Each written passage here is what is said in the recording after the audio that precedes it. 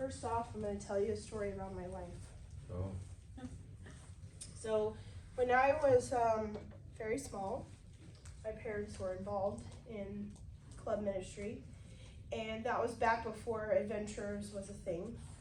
So, I had a little bitty toddler-sized Pathfinder uniform that someone sewed special for me, because that didn't really exist in real life back then, in the dark ages. And I did everything that my parents did with Pathfinder. So I wasn't actually a Pathfinder because I wasn't old enough to be one. And I wasn't an adventurer because that didn't exist yet. But I did everything that Pathfinders did in my little bitty Pathfinder uniform. So we did that for a lot of years, and I grew older, and my parents started to have to work more jobs to pay for my sister and myself. And so they kind of got out of Pathfinder ministry. And about the age of 13 or 14 years old, we moved to the Bentonville Seventh-day Adventist Church, which is where we are currently today. And I started going to the church school there. And we started going to church there, and the director of the Pathfinder Club at Bentonville saw this new family, saw that there was kids that were Pathfinder age, and naturally he wanted to get those kids involved in Pathfinders. So the gentleman, his name was Ken, he approached my parents and he said, "We would like to get your kids involved in Pathfinders." The thing was, I did not want to be involved in Pathfinders at all. I did not want to. In fact, I told my dad afterwards, I said, "Don't you dare tell that man I want to be involved in Pathfinders, because I do not." My reasons were pretty much because I thought the only thing the Pathfinders did was went camping, and I hated camping because I didn't really understand what camping was at the time, and I thought it meant that you had to go without a shower and without a toilet for several days, and that did not seem exciting to me at all. My other reason for not wanting to be involved was I thought it was too cool. I thought that Pathfinders was something for little kids, and I was 14 years old, and I did not need to be involved in something that was for little kids. So my dad went back to Ken and said, "I'm sorry, she's not interested." And he said, "Okay, well, what can we do to get her interested?" And my dad was like, "Man, I don't know." And he said, "There is one thing maybe." He said, "Audra really, really likes to be in charge of stuff. In fact, she's kind of bossy." Still true today. And so he said, "Is there any way you can give her a job, or you can find something for her to do that she can be in charge of? Maybe that might pique her interest." And so Ken went home to his wife, and they thought about it, and they decided to ask me to be a junior counselor for the Pathfinder Club. That was back when that was really not a thing. They didn't really have junior counselors before. They didn't really know what I was going to do, but they were going to tell me that I was going to be in charge of something. So after church, a couple weeks later, Ken came up to me and he said, "Audra, I really need your help." And I was like, "Oh, well, okay, how can I help you?" And he was like, we have no one to be the junior counselor in our Pathfinder Club." And I was like, "Oh." And he was like, "I would like you to be the junior counselor." I said, "Okay." And he said, "Now that would mean you'd have to be in charge of the kids that were younger than you." My little 14-year-old brain heard the words "in charge," and I was like, "Oh, yes, how can I help?" Sign me up. Sign me up. And so I agreed that I would go and give it a try. So I went to Pathfinders that next week, and I was introduced to the younger kids that I would be in charge of, and I was given a couple other tasks that I had to do throughout the night, and I kind of liked it a lot. Because like I said, I really like being in charge of things. So I kind of liked it a lot, and make a long story short, I've been involved in Pathfinders ever since. And today, you might have noticed that the name of this class was called "Why Join a Pathfinder Club," and I want to talk to you about it. I don't really want you to join a Pathfinder Club as a Pathfinder. I want you to get involved with a Pathfinder Club as a leader, a Pathfinder leader. And I want you to be someone for someone else like Ken was for me. He didn't give up on me. He was going to find some creative way or do whatever it took to get me involved. And I'm so grateful that he did that to this day because he was instrumental in getting me involved in Pathfinder ministry. And you can be that for someone else. Don't give up on someone else so that they can have a story with your name in it someday. So today we're going to talk about 4 main reasons why you should get involved with club ministry, and here they are. Number 1, because you're already hired. Yes, you are. Number 2, because you influence and you set trends. Number 3, so you can debunk club ministry myths. And number 4, so you can do something right now. Right now. So we're going to dig into these 3 points today, talking about why you should get involved in club ministry.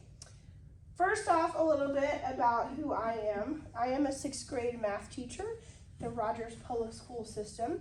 I am also the club, that's what I do during my day job. My night job is I'm a club director of the Bentonville Beavers Pathfinder Club at the Bentonville Seventh-day Adventist Church. I'm also the conference team leadership training coordinator for Arkansas and Louisiana. I'm also the Ozark Adventist Academy staff alumni. When I was 21 years old, I worked right here as an assistant girls dean. I did that for a year. I'm also an exchange student host parent, and here is my current family. It changes every year. Well, this one doesn't change every year. This is my husband, Sean. I keep him long term. Our exchange students, however, we get new ones every year. We currently have a girl, Maria, from Spain, and Nikki from North Macedonia. Those are our 7th and 8th exchange students that we've had in our home. All right, now that I've told you a little bit about myself, we're going to find out a little bit about you. You don't have to do much, but just stand up if this question applies to you, okay? So, yeah, get your legs ready because you might have to stand up. Okay, number 1, stand up if you've ever had a pet turtle. Okay. Was that a yes, a pet turtle, or no? Okay, so we have 2 pet turtles. Got it. Okay. Stand up if you've ever eaten. Oh, you stood up for a turtle? Oh, sorry. I didn't. Good. Thank you for having a pet turtle. Have you ever eaten a meal on top of a building? Stand up. Okay, now tell me what building. The Kellogg building. Okay, where's that at? The one we had the hot wings at. That was on top of a building. Oh, the one we had the hot wings at. Yes, that was on top of a parking garage. Okay, okay. On a rooftop on a building in Macedonia. Okay. Yeah, of course. It was a radio rooftop in my city. The what roof? A radio. Radio. Oh, okay. Interesting. All right. I already know some answers to this one. Stand up if you've ever told your parent you were going to do laundry and then forgot 5 minutes later. Yes, that's probably me too. I'm like, oh, I tell myself I'm going to go do laundry and forget 5 minutes. Okay, stand up if you've ever driven a tractor. Oh, yeah. Tractor. Do you want to tell us about your tractor story? Oh, my dad had a John Deere, he called it a Johnny Popper tractor. It was green, and we used to drive it down the field and pick up hay. Nice. When I was younger. Regular little farmer woman here. Old farmer woman. All right, next question. I actually saw someone out there earlier today that could have answered yes to this. Raise or stand up if you've ever gone out of the house in 2 different shoes that don't match. Every day. Yeah, my dogs, they ate both, like, the different flip-flops. So now I put them. Okay. I saw a girl up there singing that had on a pink croc and a black, I think the other one was black, a black croc. Yeah. Stand up if you've ever convinced someone to do something for you because you were too lazy to do it for yourself. Oh, yeah. Okay, Nikki, you want to tell us what it was? I've probably convinced. Oh, okay. I convinced my best friend to basically come to a place with me because I didn't want to go alone. Okay. Beth? When I was a senior in high school, I was the one planning like events for the school, and I didn't want to do it by myself, so I made my best friend do everything with me, Whether she wanted to. whether she wanted to or not. Okay, stand up. I've got, well, 2 more and then a couple more. So, anyway, stand up if you've ever eaten grass. Do flowers count? What? Do flowers count? Sure. You ate a flower? Many. Brandon, tell us about your grass eating experience. You played in grass, you probably tripped and eaten grass before. Oh, you just tripped. I mean, You just tripped and yeah. just went and took a bite. Munch, munch. Okay, stand up if you have ever cut your own hair. Cut my Barbie's hair. No, your own hair. How'd that turn out for you, Bruno? Bad. Bad. Maria? Very good. Good. Very good. Amazing. Good. Oh, I cut my bangs, and then it was so bad, I went to see the hairdresser like To the fix next it? day, and she said, "Who did this?" And I'm like, I don't know. They Not woke me. up and they were like that. All right. All right. Thanks for helping me getting to know you a little better. Here's a few serious questions. Stand up if you have ever taught something to someone who is younger than you. Perfect. That's something we do a lot in club ministry, teach things to kids that are younger than us. Stand up if you were an adventurer when you were younger. Okay. Stand up if you are or were a Pathfinder. Okay. Stand up if you are or are working on your master guide. Are a master guide or working on. Okay. Stand up if you have ever had a leadership role of some kind at your school or at your church. Okay, tell us yours. Where do I start? Well, tell us All one of pick the one. above. Well, I'm the women's ministry coordinator at our church. Women's ministry. Okay. Pathfinder leader, director, helper, everything for years. Okay. Ma'am. I've planned events at this school, but also at my school back home. Thank you. In my last class, I had somebody say, a younger girl stood up and said that they were involved in Vacation Bible School, which I thought was cool. That was a great way to get started. Okay, thank you for that highly scientific research to get to know you all a little better. All right, we're going to dive right into our 4 main reasons why you should get involved in club ministry. The first one is because you're already hired. Okay, I need you to imagine. I'm going to tell you a story, and I need you to imagine it. So put on your imagining hat. Ready? Okay. We all know what Walmart is, right? Yes. Okay. So I want you to imagine that you have just been hired at Walmart. Okay? Yay! Yay! Yay! You're not going to get a paycheck. Oh. Yeah. You're hired. Now, you didn't have to apply for your job at Walmart. You didn't have to interview for your job at Walmart. You didn't have to prove that you were good enough to work at Walmart. There was just a sign outside of Walmart one day that said, "You're hired, come on in." And so you were like, Huh? Me? Okay. So you walk into Walmart, and there at the front door of Walmart is Sam Walton himself. You might know who Sam Walton is? Yep. He is dead right now.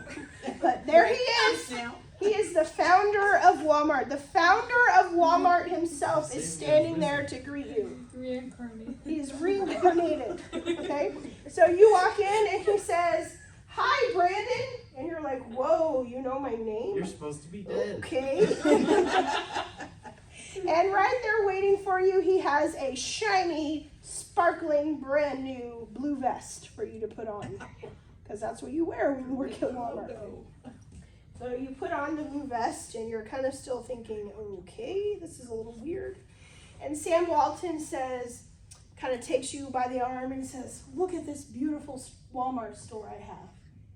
You can work and do any job you want to in the whole store. It doesn't matter what you pick. You want to go work in the tire automotive department? Go ahead. You want to go be a stocker in the produce section? Go ahead. You want to go work in the milk department? Go for it. Crafts. If you want to be in the crafts, that's fine.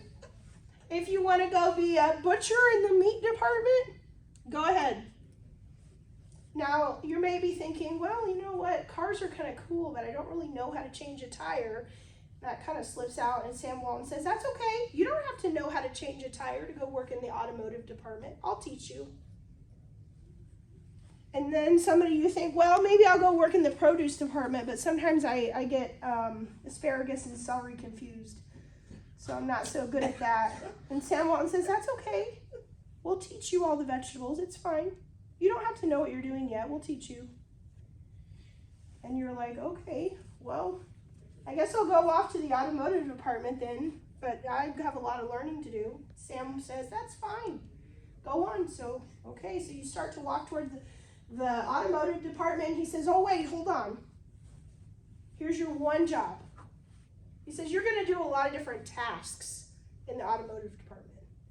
You're going to change tires. You're going to air up tires. You're going to change oil or, I don't know, whatever they do to cars. He says, but here's your one job. Your one job is to smile and make the customers of Walmart feel welcome. You're going to do a lot of tasks, but that's your one job. Smile and make the customers feel welcome. Now, that's a kind of a weird story, but I tell you that because that's kind of how it works in ministry. And we're here at this ministry fair this weekend to learn about all the different opportunities we have to get involved with ministry, whether it's community service, whether it's club ministry, whether it's small groups, whether it's prayer ministry, I don't know, whatever the things they have. It all works just like that scenario that I've described working for Walmart. In Testimonies for the Church, chapter 7, it reads, the Lord has appointed, you see this word right here, has? That's past tense. That means it's already happened. The Lord has appointed the youth to be his helping hand. He's already done it. You're already hired for the job. You don't have to apply, you don't have to interview, you don't have to prove you're good enough. You're already hired. It's already happened. The great thing about this is the CEO lets you choose whatever job in this company you want to have. It doesn't matter, you get to choose. Just like Sam Walton said, you can work in produce, you can work in tires, you can be the butcher. It doesn't matter, you can choose. Back in 1893, the General Conference put out the bulletin that said this. We have, that's present tense, right now, we have an army of youth today who can do much if they are properly directed and encouraged. We want them to act a part in well-organized plans for helping other youth. Let all be so trained that they may honor God in any branch of the work where they are qualified for labor. You can choose any branch you want. You can choose the produce department, you can choose tires, you can choose crafts, you can choose small group ministry, you can choose club ministry, you can choose community service. It doesn't matter. God is letting you choose to work in any branch of the work that you want to. The great thing is, regardless of which part of this company you choose to work in, your one job is the same. Just like in Walmart, your one job was to smile and make the customers feel welcome in the store. Here's your one job in ministry. But this is from Education 271. With such an army of youth workers as our youth, rightly trained, might furnish, how soon the message of a crucified, risen, and soon coming Savior might be carried to the whole world. Your one job description is to carry the message. That's it. It doesn't matter which branch of ministry you choose. It doesn't matter if you know how to do it or you need on-the-job training. This is your one job, to carry the message. This is the branch of ministry that I chose and that we're going to talk about today, and that is club ministry. Club ministry may not end up being the branch of ministry that you choose. That's why we're here this weekend, is to find out all the options for the different ministries we can get involved in. This is one option. Club ministry, excuse me, is broken up into 4 main pillars. The first one is adventurers. Adventurers is the little kids. So this is any of the kids up to age 10 can be involved in adventurers. Their terminology is a little different. In adventures, you earn awards. So these badges right here are called awards in adventures. They also have stars and chips. Once you turn 10, you graduate into Pathfinders, and Pathfinders is for ages 10 to 18, and you earn honors. That's what these badges are. As part of Pathfinders, when you hit your high school years, so 9th, 10th, 11th, and 12th grade, you can become a TLT, a teen leader in training. What's cool about club ministry is the teen leadership training program prepares you to be involved in any ministry you want. So if you're wanting to get involved in AV ministry, they're learning about that out there, you can get prepared for that as part of the TLT program. If you're wanting to get involved in community service, the TLT program will help train you for that. So teen leadership training is not just to help you get better at being a Pathfinder leader, it's to get better at any kind of leadership. The last part is Master Guide. Once you turn 16, you can start working on your Master Guide. Master Guide is the highest rank we have in club ministry. Master Guide specifically trains you in youth ministry oriented around club ministry. So if you're specifically interested in getting involved in club ministry in a leadership capacity, Master Guide is where you would be trained for that. Any questions about those 4 branches? Okay. All right, so I have a quick 4-minute video for you here about the history of Pathfinders that will just give you a little bit of information. Pathfinders is over 100 years old. That you'll see how it got started and who started it.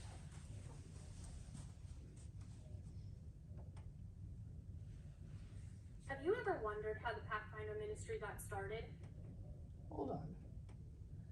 Have you ever wondered how the Pathfinder ministry...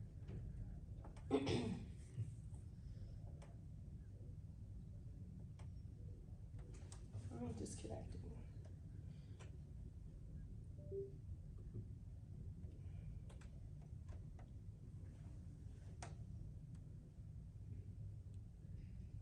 There we go.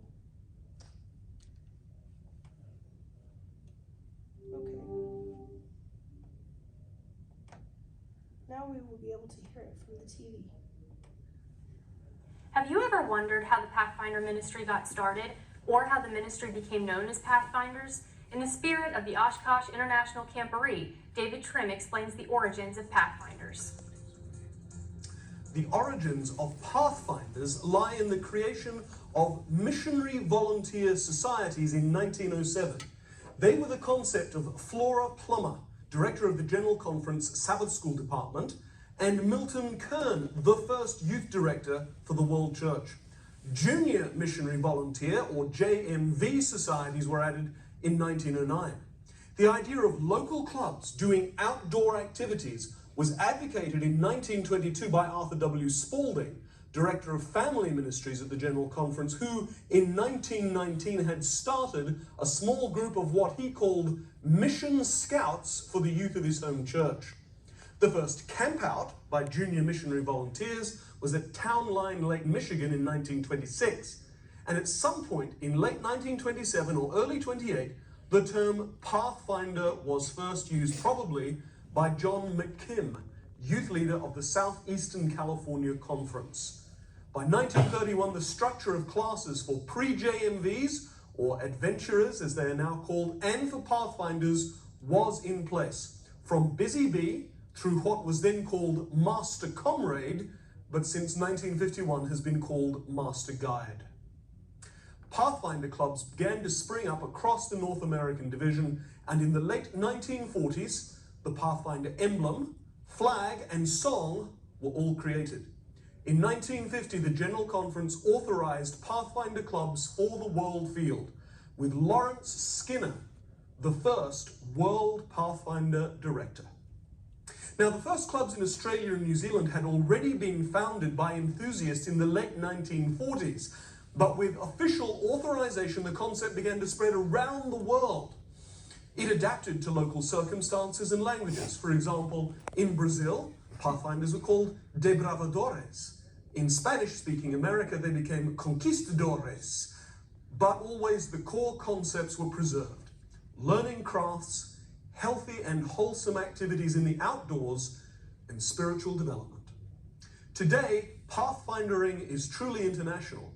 Only one of the 5 world directors since 1970 has been an American, the others coming from Brazil, South Africa, Australia, and Spain. Meanwhile, though, new features had been developed in North America. The first Pathfinder Fair was held in September 1951, and the first Camporee in May 1954, both in California. And gradually, these innovations also spread worldwide.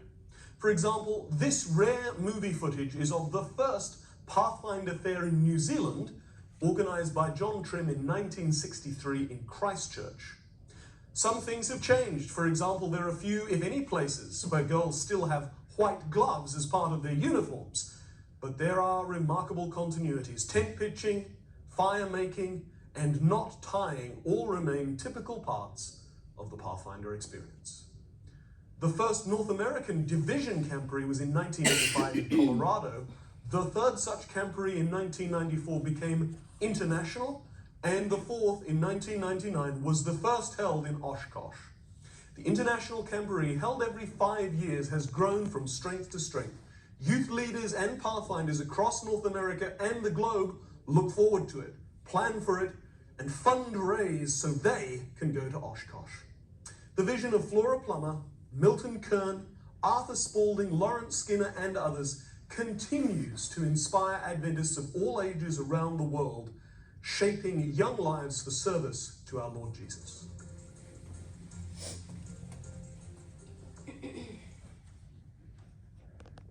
All right, do you remember hearing the year that that word Pathfinder was first used the first time?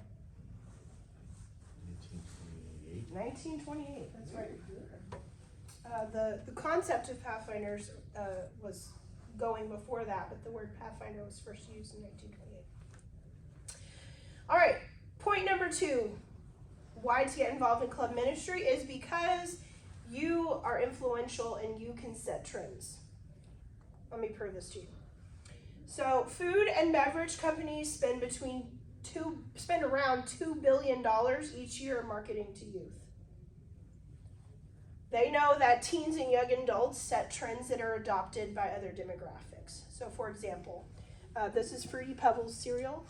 It's manufactured by the brand called Post. Post knows that if they want to sell cereal to the masses, they need to make a cereal that is first appealing to kids or youth. Once the kids want to buy the cereal, that will affect the family's buying choices, and then spread to those other older demographics. Youth are an important demographic to marketers because in addition to their own purchasing power, so kids have their own money. You probably came with some, or you have some in a bank account. So you can buy the cereal yourself, but you also influence your parents' buying decisions, and then you become the future adult consumers. So Fruity Pebbles is just one example, but if you start looking around at marketing, a lot of marketing is $2 billion worth is aimed at kids. So if you want the whole world to buy it, you've got to get the kids to buy it first. This is annual consumer spending by generation. So Generation Z, that's anyone younger than 25, is going to be these green sections right here. This first half of the chart is average total transactions. Now, transaction is like you go to Walmart, you buy a pile of stuff, you go up to the counter, you pay for it, you leave. That's a transaction. That's one. Gen Z has the most transactions of all age demographics. That means they're going to Walmart and checking out more times than any other demographic. Marketers know this, and therefore they do a lot of their advertising toward that demographic. Now this side is average spend per transaction. So that means when you go to the cash register and you check out, how much does that one transaction cost? Okay. Notice that Gen Z's is about $58,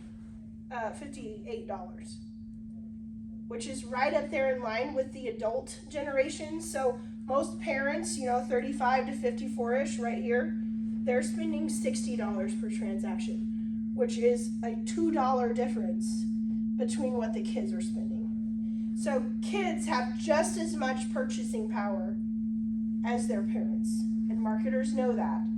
Gen Z, anyone that's under 25 years old, has just as much influence and ability to set trends as the adults do. We're going to pause until they stop that. So my point in showing you this is you are influential. You can set trends and what club ministry is in the future. So for example, this is a picture of Pathfinders in 1958 at a Pathfinder Day, which is what we would currently call an honors festival or a Pathfinder fair. There's a lot of difference between Pathfinders and what they looked like in 1958 versus today. And I'm not talking about you being able to just be influential in trend setting in the way Pathfinders looks. You're also influential in trend setting in the way Pathfinders continues to change and develop into the coming years. All right, number 3 of 4. So we're on number 3 of 4. Why get involved with club ministry? So you can debunk club ministry myths. Sometimes club ministry gets a bit of a bad rap, that it's like this. Judgmental, kids marching around like soldiers. Boring. It doesn't have to be that way. It's school all over again. Yeah, school all over again, that's a good one. It doesn't have to be that way.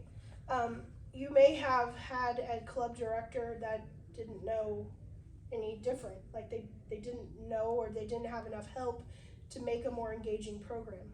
That's where you come in as your influential trend-setting self to help create a program that is more engaging. So we're going to do 2 lies and a truth. And I've got 3 statements up here. I know this is normally 2 truths and a lie, but we're doing 2 lies. So 3 statements up here, 2 of them are lies and 1 of them is truth, and you're going to try and pick out the true one, okay? Number 1, you can join Pathfinders at any time or any age above 10 years old. Number 2, to be in Pathfinders, you need to have been previously an adventurer. And number 3, if you join a club, you should really enjoy camping. So read those and then give me with your fingers 1, 2, or 3, which one is the truth. That is correct. Number 1 is the truth. You can join anytime or any age after 10. So if you're like me and you thought Pathfinders you're too cool for it until age 14, I started at age 14. Doesn't matter. You do not have to have previously been an adventurer. I was not. And you do not have to love camping to become a Pathfinder. Camping is not all we do. Okay, when you join Pathfinders, you automatically become a member of a drilling and marching team. Once you're in high school, you age out of the Pathfinder program. Club ministry is a worldwide organization. 1, 2, or 3, we're looking for the truth. Trace, yes, number 3. Club ministry is all around the world. If you ever go to one of the international camporees, you can meet Pathfinders from all over the world. It's in Brazil. Even Brazilians, yes. It's in Spain. And Spain. Yeah. And probably I bet you Macedonia. it's in North Macedonia. Wonder how we looked that up. All right, you do not automatically have to become a member of a drilling marching team. Some clubs are super into drilling and marching, some are not. It's not an automatic thing. You don't age out of the Pathfinder Club. In fact, we have a special training program for kids who are 9th, 10th, 11th, and 12th grade called the TLT program. Okay, last one. Clubs are in need of people to help with the program. You have to be an SDA to join club ministry. And to become a master guide, you first have to complete all the investor achievement class levels. We're talking about these ones. And companion explorer. For companion explorer. Ranger, Voyager. Okay, so which one is true? 1, 2, or 3? Okay, I see everybody holding their candle up. Number 1, right. Clubs are always in need of people to help. You can be that person. You do not have to be SDA, and you do not have to do all of these. In fact, you don't have to have any of these in order to become or to start working on your master guide. You can do that at any point. Wait, so I don't have any. So here's a little bit better picture of what Pathfinders actually is, and this is not an exhaustive list. This is just some top things. Pathfinders or club ministry is belonging to a community. It's building your relationship with Christ. It's making friends. It's doing nature activities, being involved in sports, developing new hobbies, outreach and service work, leadership training, fundraising, being involved with your local church, exploring new skills, learning to work as a team, and then traveling, doing field trips and outings. These are some pictures of my club from Bentonville. Here we're on a hike during a camp out. Here we're working with the local church, taking up offering. And here we are on a shopping trip. The kids planned their own menus and shopped on a budget to prepare for a camp out. So this is a little bit more accurate of a picture of what real life Pathfinder ministry looks like. Why is it everything vibrating? Because they're doing something in there. They'll just pause for a minute.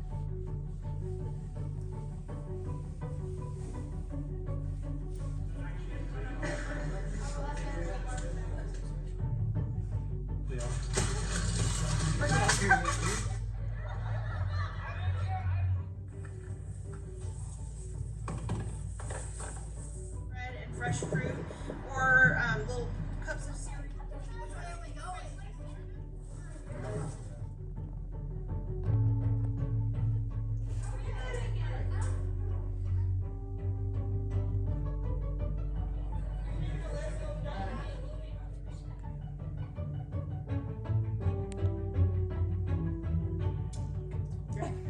Oh.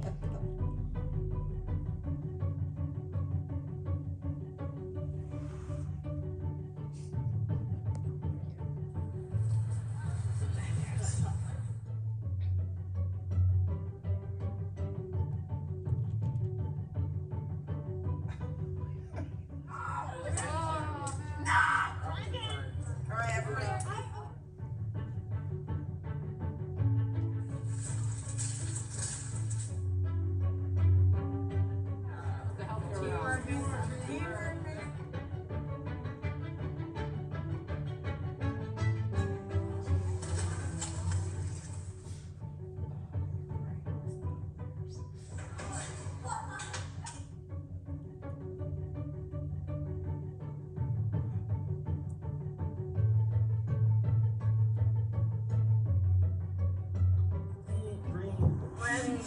Bread.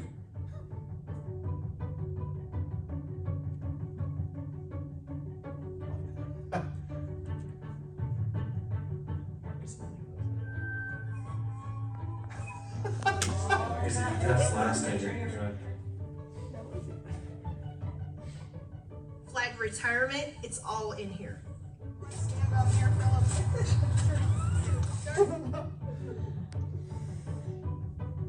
Oh my gosh.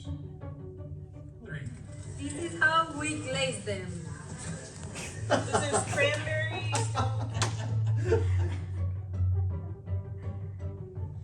So if we go around, it comes out on what? So the first look. Bag up on the floor, take one cigarette.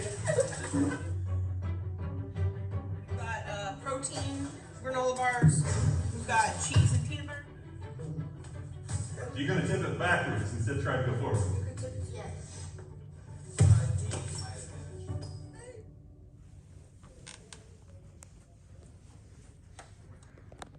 so there's just a little glimpse of Oh, what go figure. Look at that. Oh, Pathfinders looks like in real life.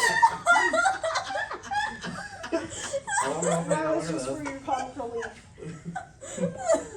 Alright, so we have made it to the last reason why you should get involved in club ministry, and that is so that you can do something right now. With club ministry, you do not have to wait till you're a grown-up or an adult or next year or whatever. You can get involved and do something right now. There is no time to waste. There was a longitudinal study done over 10 years by the Seventh-day Adventist Church that said that nearly 50% of Adventist youth that were surveyed had left the church or no longer active in the church by their mid-20s. And this was because they didn't feel a part of it. And it was easy for them to drop out and stop going. This is exactly what club ministry combats. We don't want anyone to feel like they're not a part of something. And a big part of club ministry is making you feel like you have a community of friends, you have something to belong to. We don't want anybody to feel like they're not a part.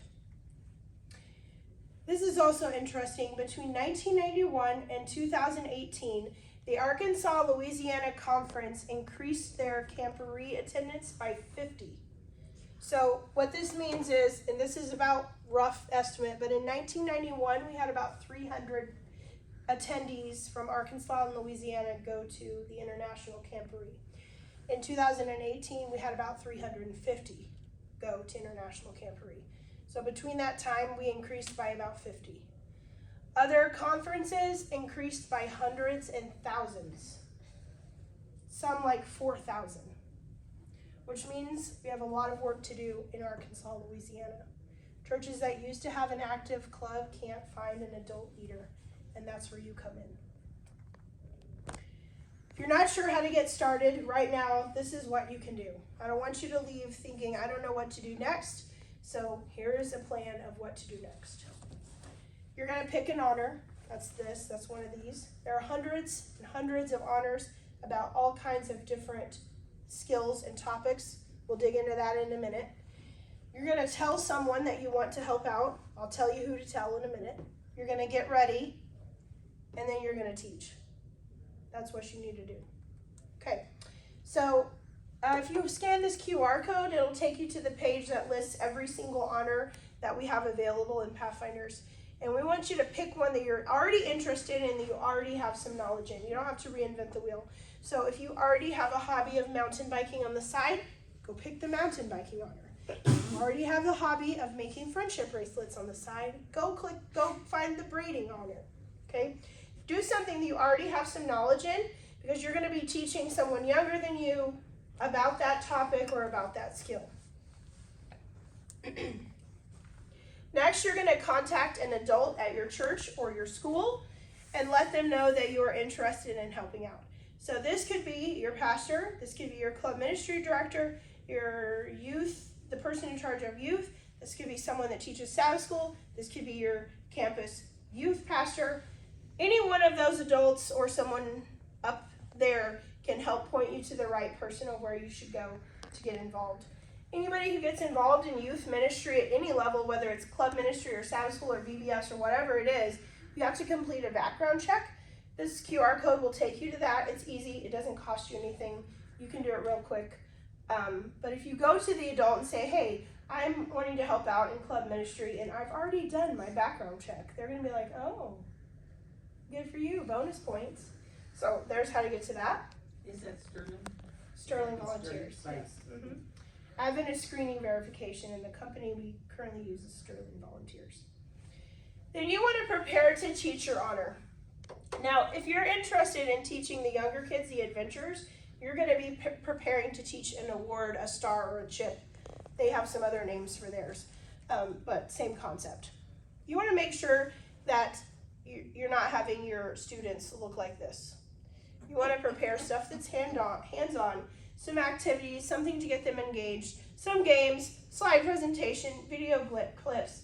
Basically, just think about if you were taking this class or learning this information, how would you want it presented to you so that you're not bored out of your mind? Lastly, just schedule a time with that adult that you reached out to teach that information. And trust me, the younger kids will think you are so super cool.